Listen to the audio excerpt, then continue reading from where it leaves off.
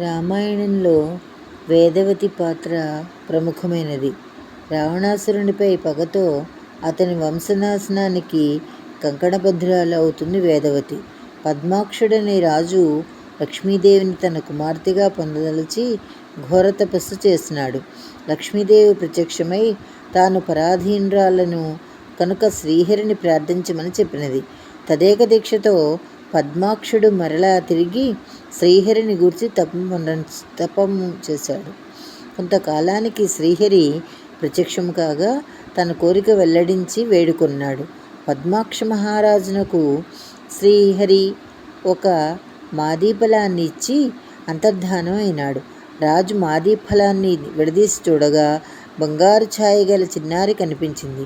ఆమెను పద్మాక్షుడు పద్మ అని నామకరణం చేసి అల్లారు ముద్దుగా పెంచసాగాడు. ఆ చిన్నదానికి యుక్త వయస్సు వచ్చింది.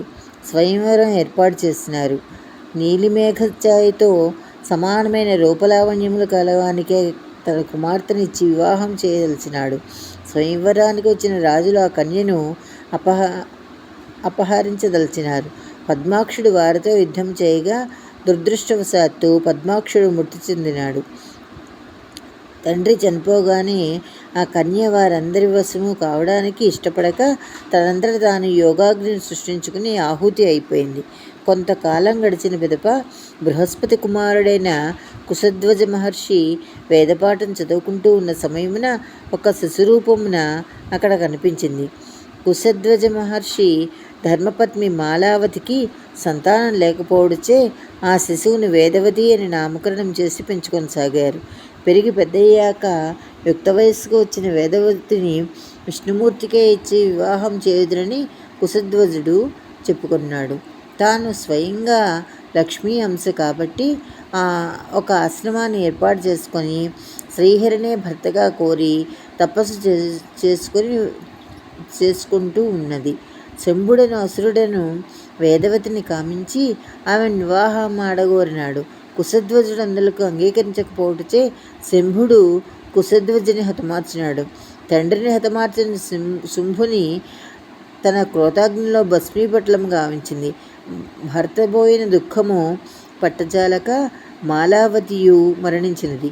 తల్లిదండ్రులను పోగొట్టుకుని తపస్సు చేయుచున్న వేదవతిని ఒకరోజు రావణుడు గగన మార్గాన పోచు చూచి ఆమె రూపలావణ్యములకు విభ్రమం చెంది కామమోహితుడైనాడు. తనను భర్తగా చేసుకున్నామని అడిగినాడు. తన భార్యలందరిలోనూ తన ప్రథమురాలిగా ఉండమని కోరాడు. వేదవతులు అందులకు అంగీకరించక తిరస్కరించి తన భర్తగా శ్రీహరినే గాని మరెవరిని వివాహం చేసుకొని వెల్లడి చేసింది. తనను కాదన్న వేదవతిని బలాత్కారంనైనా పొందదలిచిన రావణుడు ఆమెను జుట్టుపట్టుకుని వేధించినాడు. వేదవతి అవమానంతో బాధపడి పాపాత్ముడవైన నువ్వు నన్ను తాకి అవమానపరిచావు కావున ఈ శరీరంతో ఉండను, నిన్ను సమూలంగా నీ వంశనాశనం చేయడానికి అయోన జన్మించదునని చెప్పి యోగాగ్ని సృష్టించుకొని అగ్నిలో పడి దేహత్యాగం చేసినది.